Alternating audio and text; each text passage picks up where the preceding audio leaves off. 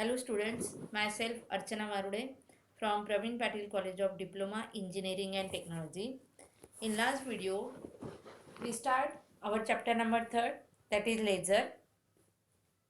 And here in today's video, we are going to learn about what is meant by metastable state, what is meant by ordinary excited state, what are the different applications of laser, what is meant by population inversion, and what are the different pumping methods. First we see what is meant by metastable state. In last video we studied about spontaneous emission. Yes, spontaneous emission means when the atom is in higher energy state, then after completion of lifetime it returns to the ground energy state, and when it returns to the ground energy state it emits a photon of energy h nu, and that process is called as spontaneous emission. But here usually it is observed that the number of excited atoms in system are less than that of non-excited atoms. The meaning is that here the atoms present in lower energy state is higher than the atoms present in higher energy state. They will not remain for a longer time in excited state.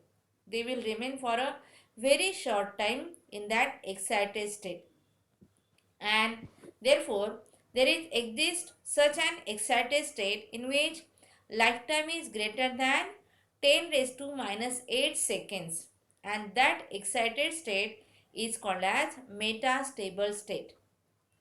And therefore the definition of metastable state is atoms remains in excited state for longer time, that timing is 10 raised to minus 8 seconds, and after completion of lifetime they returns to the ground energy state. That excited state is known as metastable excited state. Then what is meant by ordinary excited state? Here in last slide we see here that atom will remain in excited state for a longer time, that is 10 raised to minus 8 seconds, and after completion of lifetime they returns to the ground energy state. But here sometimes the atoms will remain in excited state for a very short time, and after completion of lifetime they returns to the ground energy state immediately, and that excited state is known as ordinary excited state. Here the time is less than 10 raised to minus 8 seconds.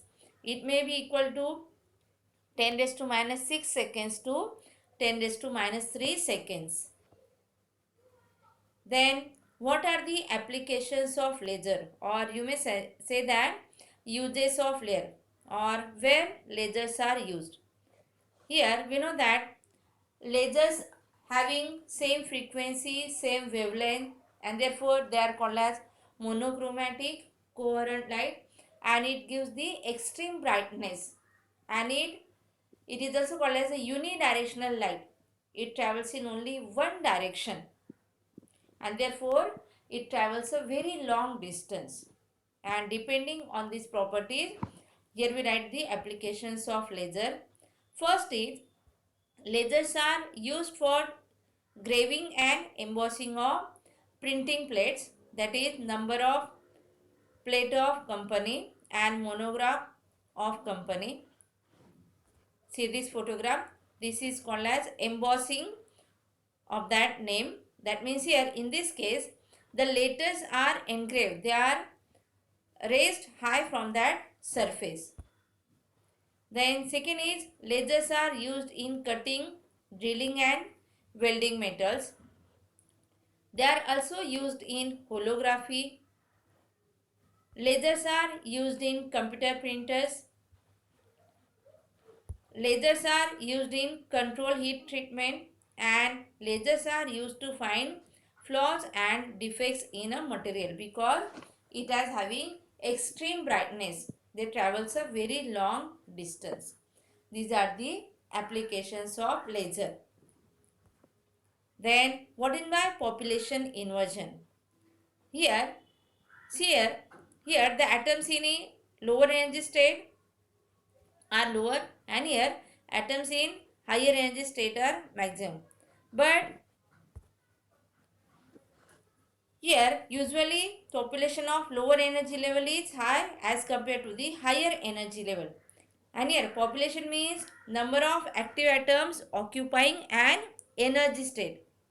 And in order to produce stimulated emission properly, we know that for production of that stimulated emission, that population of higher energy state should be greater than that of lower energy state, and therefore making number of atoms in higher energy state more than number of atoms present in lower energy state, that process is called as the population inversion. See here this diagram, here it shows that here number of atoms present in lower energy state are less as compared to the number of atoms present in higher energy state. And for stimulated emission, here the number of atoms present in higher energy state should be greater than number of atoms present in lower energy state, and therefore the process by which the population of particular higher energy state is made more than that of specified lower energy state, that process is called as population inversion, or in short it is called as N2 greater than N1. That means number of atoms present in higher energy state should be greater than number of atoms present in lower energy state. And here the system in which population inversion is achieved, that is called as a active system. We see here what is the active medium. The active laser medium is also called as gain medium or lasing medium, and the gain is because of stimulated emission of electronic or molecular transitions to lower energy state from higher energy state. And the laser gain medium is a medium which can amplify the power of light, and gain medium adds energy to amplify light by receiving some energy through pumping. And when energy is supplied to laser medium, then only small fraction of laser medium shows lasing action, and this part of laser medium is called as active medium or active centers. See here, this is the lower energy state, this is higher energy state. Here the atoms are get pumped, that means transferred from lower energy state to higher energy state, and this is called as laser transition, and this is called as the active medium. Then what is the pumping methods? Here for stimulated emission, the number of atoms in higher energy state should be greater than number of atoms present in lower energy state, and the process of raising the atoms from lower energy state to higher energy state is called as pumping methods. And there are different methods to achieve this population inversion, and which is necessary for the laser action. And here these are the some examples of pumping methods. First is optical pumping, second is direct electron excitation, third is inelastic atom-atom collision, and fourth is chemical reaction. That's all about today's video. In next video, we are going to learn about these pumping methods. Thank you.